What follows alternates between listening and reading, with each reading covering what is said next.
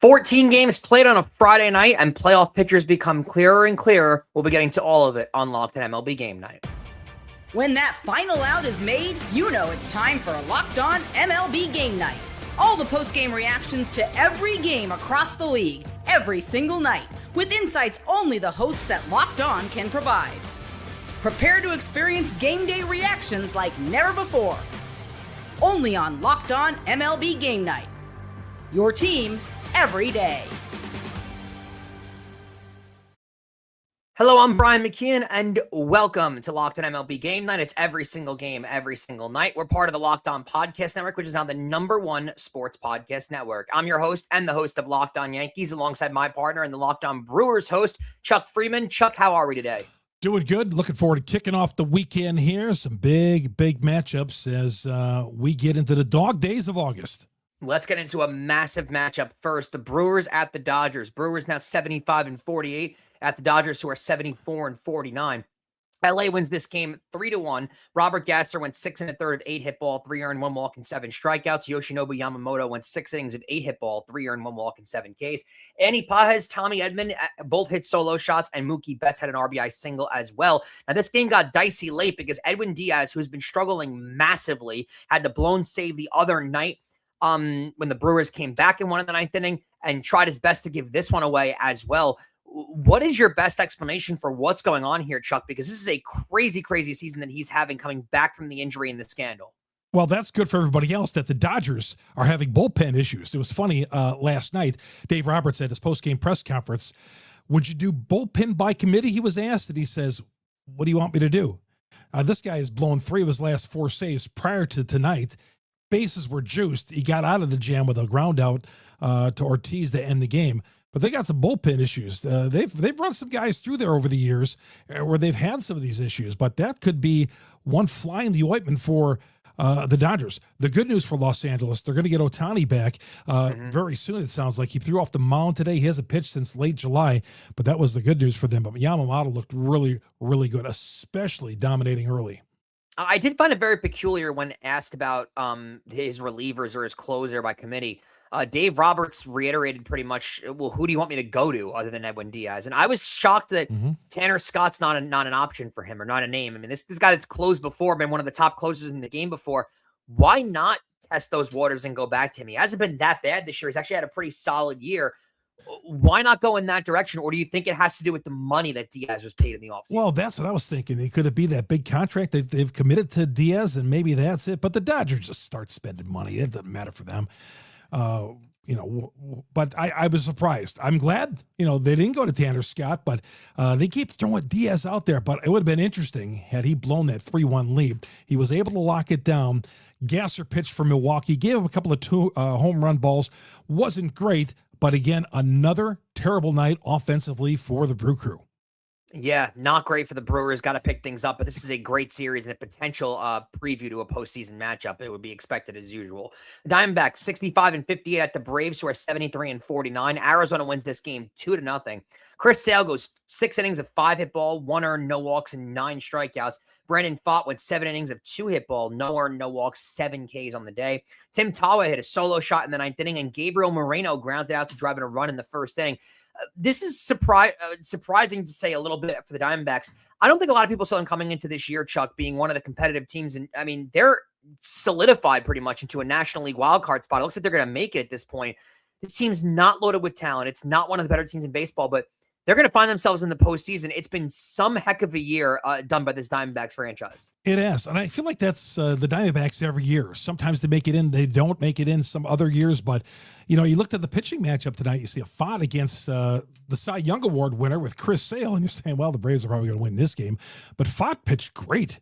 He was really good. He's not been good this year. He got a little trip down to the minors earlier this year, but he was fantastic tonight, and he outdueled Chris Sale to get the win there. So the Diamondbacks hanging in there in the wild card chase of the National League. And quietly, they've been unbelievably competitive throughout the entire season. The Diamondbacks, again, this is not a team loaded with talent by any means. And yet they found a way to win games this year, a very quiet way. No one's really talking about them. So props up to that Diamondbacks team. They deserve a lot more attention than they've been getting throughout the entire season. Let's go to the Cardinals, who are 61-61 at the Cubs, who are 72-51. Chicago wins this game 3-0. It's a shutout victory. Cardinals fall to 500. Let's hear what JD Haffron of the Locked On Cardinals podcast had to say on this loss at Wrigley. Well, that wasn't as much fun as I'd hoped it would be. Cardinals get shut out by a score of 3-0. They lose the pitcher's duel at Wrigley against the Cubs. Hey, it's JD from Locked On Cardinals. And Matthew Liberatore was excellent in this one. Some days you get good Libby. Some days you get bad Libby. Today it was good Libby. 5 shutout innings, but in the 6th inning, he makes the mistake of walking the leadoff hitter. And we know how big of an issue that is. Because normally, you walk that leadoff hitter, they're going to come around and score. And it was the number 8 hitter. Of all people, too. It's 0-0, dude. Challenge that guy. You can't put that guy on. But he does. And then he steals second base. And then Swanson gets a single. And it's 1st and 3rd. Nobody out. Gets PCA to pop out. Huge out. Ollie goes to the bullpen. Once the righty-righty matchup, it backfires. 3-run shot against Soriano by Seiya Suzuki. That was all the scoring in this one. Cardinals managed just 3 hits in the game. The offense completely absent in this one. Defense looked great. Pitching was great outside of the one bad pitch by Soriano. And they lose 3-0. So that's a bummer. But some good news came out of things today. Cardinals are calling up outfielder Joshua Baez, their top power-hitting prospect in their farm system. So he should be in Chicago for the next game coming up on Saturday afternoon at Wrigley. For the latest updates and info, be sure to keep it Locked On Cardinals. And that leadoff walk in the 6th inning, which has been a problem for Liberatore. That was his only walk of the start, but it wound up actually killing him late. 5 1/3 of 2 hit ball, 2 earned, 1 walk, 6 strikeouts on the day. Overall, a pretty good performance, but again, that leadoff walk just kills you late in games, especially third time through the order. Clay Holmes for the Cubs went 6 2/3 of 1 hit ball, no earned, 1 walk, and 3 strikeouts. His best start as a Cub by far, and a good bounce back for him. Seiya Suzuki had a 3-run homer in the bottom of the 6th inning. That was all the scoring that the Cubs needed. This has been a really solid season for the Cardinals. So I don't think there's much down talking you could do from them. I don't think anyone expected them to be in the playoffs. This Cubs team, with the upgrades they made at the deadline, which I loved their trade deadline, Chuck. What is the realistic chances you have for them going into the postseason? Is it more based on who they get to play, or do you think they're going to have a chance to really run through some people here? Oh, legitimate World Series contender, without question, the Chicago Cubs. They closed within 3 games of Milwaukee, with Milwaukee's loss to the Dodgers and the Cubs winning that afternoon game at Wrigley. But how about your boy Clay Holmes today? Took a perfect game into the 6th inning, Brian, your guy. And that was his first taste of Wrigley as a Cub. And he said, "Oh man, I love it here." You know, he's played some historic franchises, but he was able to get a little bit of offensive support, not much. But I think the Cubs, this is going to be a race, Brian, that goes right down to the end. Cubs are going to the playoffs. It's just a matter of either going in as a division champ or as a wild card. Yeah, and that's going to be a very, very, very important divisional battle between those two teams, because you're going to want to have home field for that first round, especially with what looms ahead in the National League postseason. It's going to be a really, really, really good National League postseason. The Marlins 62-61 at the Reds, who are 59-62. Cincinnati wins this game 1-0. It's a great win for them, and Jeff Carr from the Locked On Reds podcast has to be really excited about winning this pitching duel. It was all about the pitching for the Cincinnati Reds on Friday night as Chase Burns shoved for 7 innings. Brock Burke had a perfect strikeout the side 8th inning, and Emilio Pagan with a perfect 9th to get the save. And all they needed was 1 run. That's all they got. But that's all they needed too. This was a fantastically pitched game. Chase Burns was on his game. He had no walks whatsoever. And with his 8 strikeouts in 7 innings, he only gave up 4 hits. This entire game, it just felt so quick, because the moment that the Marlins started hitting, it felt like, oh, hey, the Reds are up. Oh, hey, the Marlins are up. A pitching duel masterclass between Chase Burns and Sandy Alcantara. And all the Reds did was score 1 run on an RBI double from Eugenio Suarez. That's all they needed. There were a couple of other innings where it felt like they had a moment, but they weren't able to take advantage of it. But Chase Burns was pitching so well, 1 run is all he needed. And he's in a good mood for a particular reason, because what a pitching duel this game was. Sandy Alcantara goes 7 innings, a 3-hit ball, 1 earned, 4 walks, 2 Ks. Chase Burns goes 7 innings of 4 hit ball, no earned, no walks, and 8 strikeouts on the day. Great start for him. Eugenio Suarez had an RBI double in the 6th inning. That drove in Stevenson. That was all the scoring that was needed for the Reds, but it feels like a lost season for both of these teams, Chuck. Well, Cincinnati got a great start, as he mentioned, from Burns, who didn't pitch well in his last outing, and he had won a string of 17 straight starts without a loss, but he was truly overpowering for Cincinnati. Not counting out the Reds just yet. I know our guy, Jeff Carr, he had big hopes for this season. Anytime they would make a move, he was excited about it, and they got off to a decent start for the first couple of weeks, but I am stunned that they're a mile behind the division race right now. Just stunned. I thought they'd be right in the thick of things. Yeah, they're going to have to look themselves in the mirror as a franchise come off-season time because they're in need for that. Well, Garrett Cole was in the mound for the Yankees in an important divisional battle. We'll be discussing that and the other games next. Can we talk about one of the most underrated organs in your body, your liver? It's your body's filter, processing everything you consume and performing more than 500 functions every single day. It's involved in things like energy production, digestion, fat metabolism, and vitamin storage, so it's doing a lot of work behind the scenes. That's why giving your liver daily support can be an important part of building healthy habits.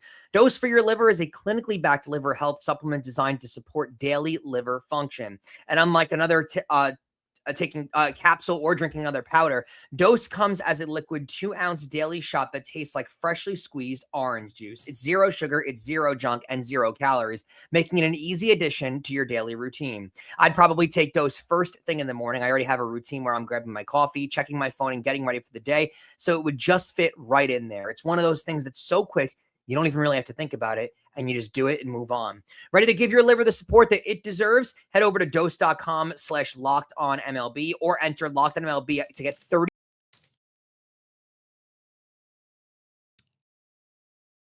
Oh, somehow we lost Brian there on the report. Somehow we lost Brian there on the report. I'll tell you, this show is also brought to you by Stance.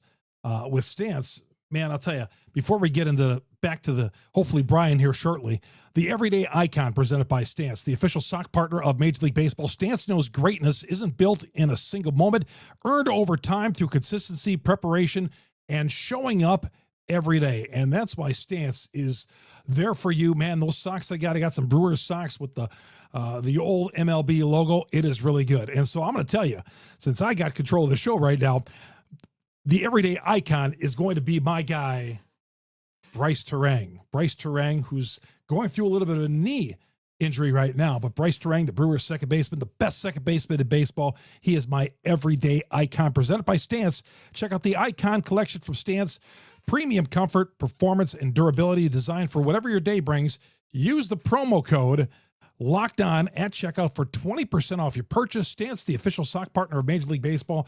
Learn more at stance.com. Stance.com.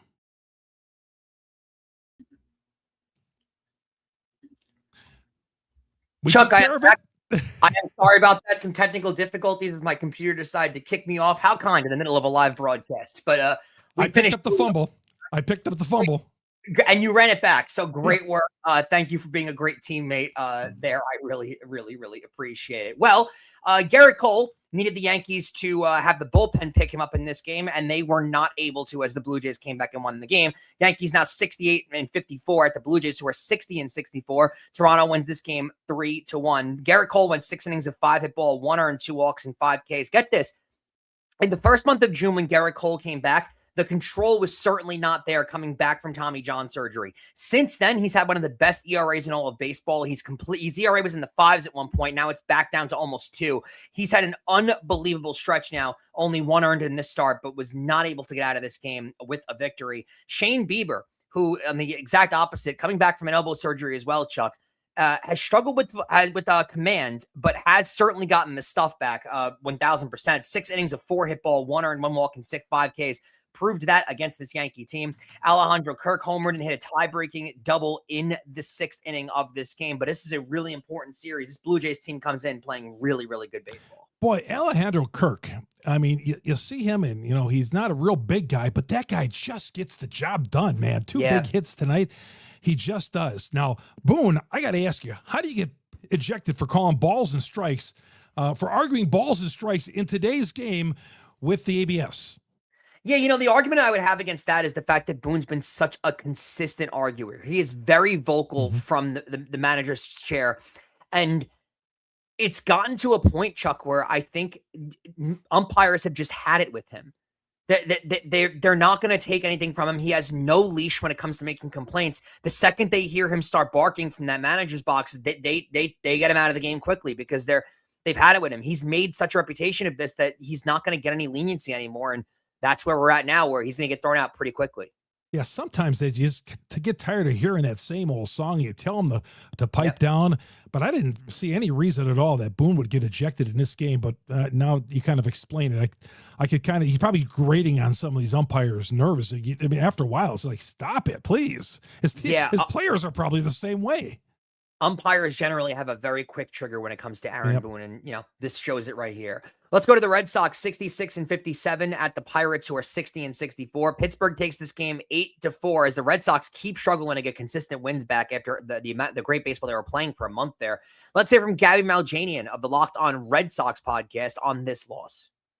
Jake Bennett's becoming a bit of a concern for the Boston Red Sox, and I'm interested in seeing what types of conversations they have about him moving forward. The Red Sox did take an 8-4 loss against the Pittsburgh Pirates tonight, and another late inning comeback attempt by the Red Sox that fell short in the ninth inning. And this was just one of those games where they just didn't have it. Jake Bennett didn't have his best stuff, and he was getting swings and misses. He had 6 strikeouts, but he only lasted 4 innings, giving up 5 hits and 4 earned runs. This is the first time in his career that he hasn't pitched at least 5 innings. So he just didn't have it. And his command wasn't as much of an issue either. It was more he was just missing his spots. And his changeup is usually his best pitch, and he was having trouble locating that pitch in particular. And he was just getting hit hard by the Pirates. So the conversation moving forward is going to be, does he need some more refinement in AAA, or can they trust him in a playoff rotation? So we'll see how that all plays out, but keep tuning into Locked On Red Sox Monday through Friday on all podcast platforms.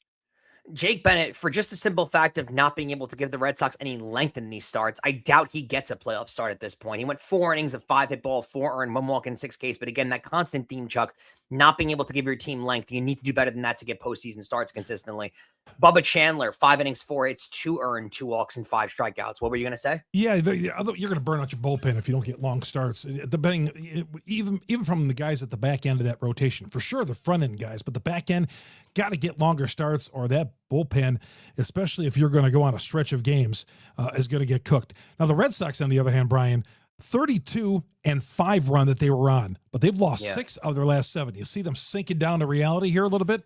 Yeah, I don't think this is necessarily them being a bad team, or this isn't what they actually are. I just think this is them kind of regressing to the mean. I think they're an above average baseball team. I like the way they're built personally, but they weren't going to play at a 32-5 clip for the rest of the season. I think this is just them regressing to the mean and being what they actually are, which is more than likely the second wild card team in the American League. That seems to be where they fit mostly. I don't think anyone's catching them, but yeah, they're in a little bit of a cold spell right now, which is to be expected after the way they played for a month and a half, Chuck.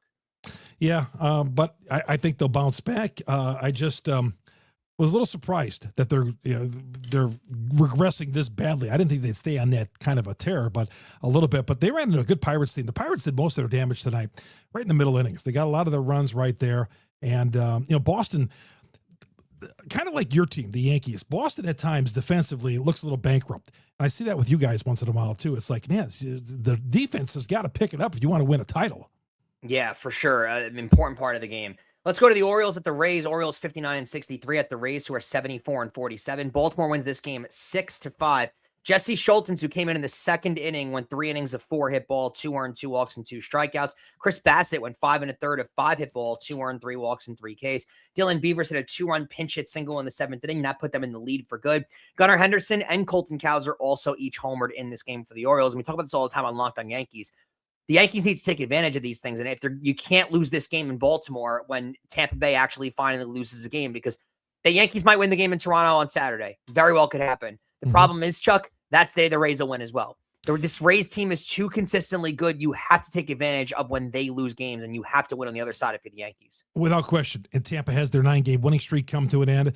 Baltimore, on the other hand, this is the first of 10 straight games against Tampa and the Yankees in this division. See, here in the next couple of weeks, a lot of divisional opponents play each other here in a little bit. But, you mentioned Gunnar Henderson. He had been in just a funk this year, but he broke out big time. The home run you were talking about, having a terrible year, but he had a 4-hit game tonight. Major make it or break it type of part of the season, I guess I should say. Yep. 4 teams around the league playing in all these divisional matchups late in the month of August. Let's go to the Padres, 66-57 at the Guardians, who are 59-64. Padres win this game 7-5. Let's hear what Justin Latta of the Locked On Guardians podcast had to say on this loss for his team. Different channel, same story for the Cleveland Guardians. They're 8-18 in the second half, and they are 2-8 since the trade deadline. Justin Latta here of Locked On Guardians, and it's getting rough out here. I saw one fan playing solitaire on his phone and reading a book on a Kindle. That's where the Guardians are right now. Gavin Williams had allowed 4 runs in his last 4 starts combined. The Guardians won 1 of those. So, of course, tonight he has a bad night against the Padres, and they score enough runs to support him. They scored 5 runs. 1 came off a wild pitch because Nate Lowe had a home run. Brandon Roque had a home run. They did enough offensively to be in this game because the offense is getting traffic on the bases and they're hitting. Not always running scoring position, but they're putting runs across the board and putting traffic on the bases. But no, it's the bullpen. Colin Holderman had a bad night tonight. He had one bad night a week ago, and then Hunter Gaddis has a bad night. And then Eric Sabrowski has a bad night. Craig Gill has it's just they take turns having bad nights together. So it's never the same guy every night, but that's what leads up to these kind of losses. So same story on a different channel. Guardians pitch, and then they can't hit. They hit, and they can't pitch. See it as taking on water, and we'll cover it on Locked On Guardians. Yeah, this Guardians team has fallen apart later part of the season, and it's going to be tough to envision them winning the American League Central at this point with the way the other teams are playing and how they've just fallen off. It's going to be the first year in a while Guardians have missed the postseason out there in that Central. Michael King went 6 innings of 8 hit ball, 3 earned, 1 walk, and 4 strikeouts. Gavin Williams went 4 1/3 of 7 hit ball, 5 earned, 4 walks, and 5 Ks. Luis Campusano and Xander Bogaerts each drove in 3 runs. Tatis homered for his 5th time in his last 9 games in this game as well. The Padres, we've been talking about them just on a roll since July 24th. They're 16-4. They're 10-3 here in the month of August. Right now, they're the second wild card team. They had a big house on hand at Progressive Field tonight, full house. Padres have won 6 in a row. I just saw them play 3 against the Padres. I look at them as I've always have as a legitimate contender in the National League. They've been one of the top 5 teams in baseball, I think, in the last couple of years. Do you look at them as a team that could challenge some of these other teams in the National League?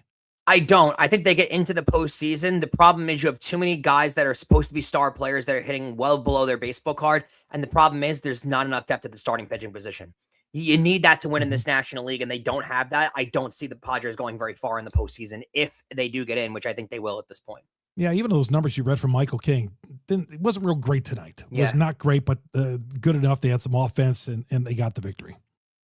Nationals 60-64 at the Mets, who are 54-69. Mets win this game 4-1. Andrew Alvarez, 5 2/3 of 2 hit ball, 2 earned, 1 walk, and 4 strikeouts. Robert Stock went 4 1/3 of 3 hit ball, no earned, 3 walks, 5 Ks. Francisco Lindor and Jared Young both had home runs in this game. Carson Benjamin and Bo Bichette also had RBIs.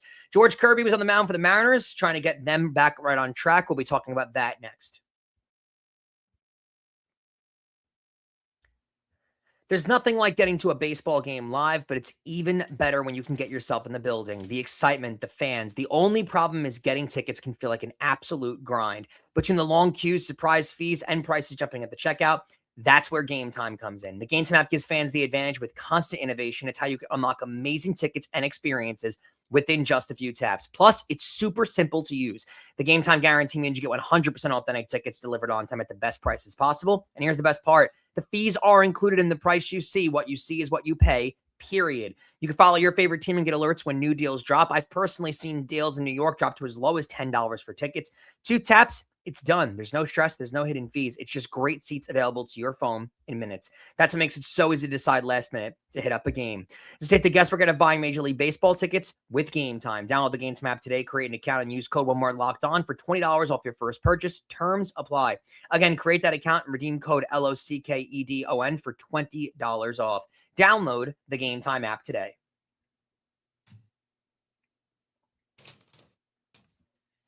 So the Mariners now 57-66 at the Astros, who are 63-60. Houston wins this game 10-7 in 10 innings. It's a great game for the Astros, and this feels like a sort of a death knell for the Mariners. This is a series they're going into where the Astros are trying to really put the nail in the coffin on their season. The Mariners have played unbelievably inconsistent baseball, and it just feels like with the way that they're handling them, not a great performance for the Mariners here. George Kirby went 4 2/3, 8 hit ball, 5 earned, 3 walks, and 2 Ks. Peter Lambert, 5 innings, 4 hits, 2 earned, 2 walks, 6 strikeouts. Christian Walker hit a 3-run homer in the bottom of the 10th inning that walked it off, but it was also a comeback for the Astros, who went down in the top of the 10th. Both him and Isaac Paredes had 3 RBIs on the day. Would you agree with that statement that it just feels like it's done for the Mariners at this point, Chuck? Yeah, they've lost 6 in a row, and they are just struggling. Now, it looked like they were going to win this game. They scored 2 runs in the top half of the 9th inning to take the 7-5 lead, and then the Astros come back with that big 5 spot on the Walker home run to cap it off. And, earlier in the game, Alvarez hit his 36. But Seattle, man, 10 games below the 500 mark, continue just to sink. I mean, I wonder if there's going to be changes in Seattle in that front office or maybe even on the field during the offseason, because this is not what they wanted.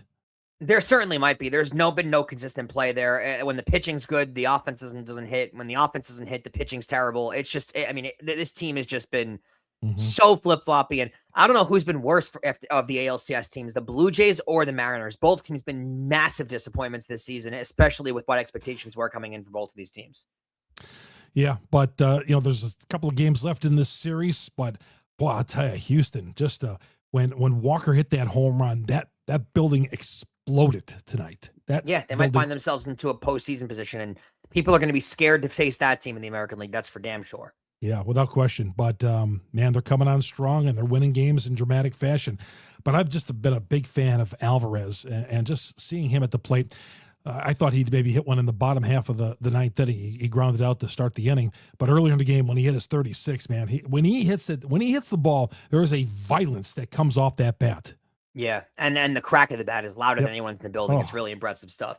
The Royals 50-73 at the Angels, who are 48-75. Kansas City wins this game 7-6. Seth Lugo went 4 2/3, 7 hit ball, 5 earned, no walks, 4 strikeouts. Grayson Rodriguez, 4 innings of 3 hit ball, 3 earned, 2 walks, 5 Ks on the day.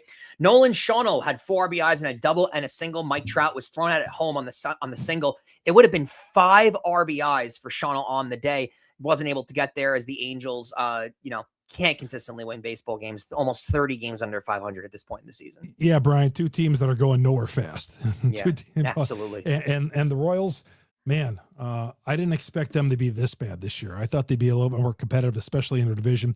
They're bringing up the rear. Yeah, absolutely. Rangers 60-63 at the Athletics, who are 48-74. Oakland wins this game Sacramento wins this game 8-3. Kumar Rocker went 5 innings of 4 hit ball, 3 earned, 5 walks, and 3 Ks. Gage Jump went 5 1/3 of 3 hit ball, 3 earned, 4 walks, and a strikeout. Carlos Cortez had 3 RBIs, and Jeff McNeil had 3 RBIs as well. McNeil also had 4 hits on the day. It's been inconsistent play for the Rangers as well at the stretch of time, and it feels like they're 60-63 now. I won't be surprised if they're 66-63 at some point next week. That's what this team has done. They've lost and won and lost and won. And now they find themselves 3 games under 500 after losing that series to Houston. This team's got to pick things up if they want to have playoff aspirations, Chuck. In the American League West, the only team that's above the 500 mark is the Houston Astros. These guys, like you mentioned, 3 games below 500 mark. And, not that the race is over, but, man, that is a brutal, brutal division. But how about the A's? I still want to call them the Oakland A's, Brian. The Oakland A's get a big win tonight. I'm ready to call them the Vegas A's just personally. Until they officially move out there.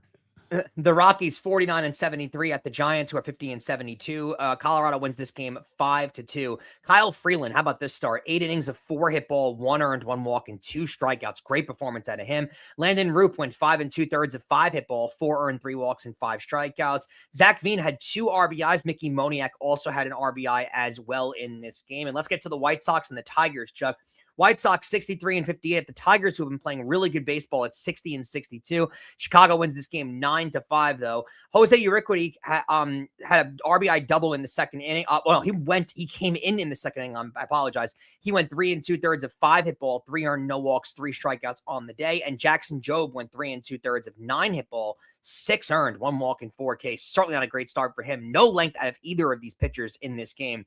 Miguel Vargas homered twice, and the White Sox got solo shots from Tristan Peters and Munetaka Murakami. You're not on the White Sox train, though. Am I right? Well, they got a 3.5 game lead now in the division. Max Venable was asked after the game tonight, is that a statement win by winning this game? I mean, who asked that question? Why would you ask him that question? He goes, no, not really. No, that's not really a statement. It's one game. It's a game in August. No, it's no statement game. But, the White Sox, they are, I think they're the only team right now, too, in the American League Central above the 500 mark. Yeah, they're the only team in the Central above the 500 mark.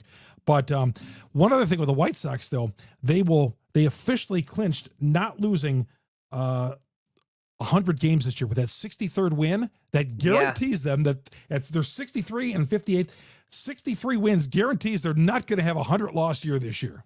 That's certainly impressive compared to what they've been doing the last couple of years there, too. This Tigers team, do you think they have enough to get into the postseason? They played really good baseball of late. Do you think there's enough to get into the postseason, or is it just too little too late when it comes to that roster? Well, I do like them, but, man, they got to have a better showing than this against the White Sox this weekend. But they're 3.5 games out.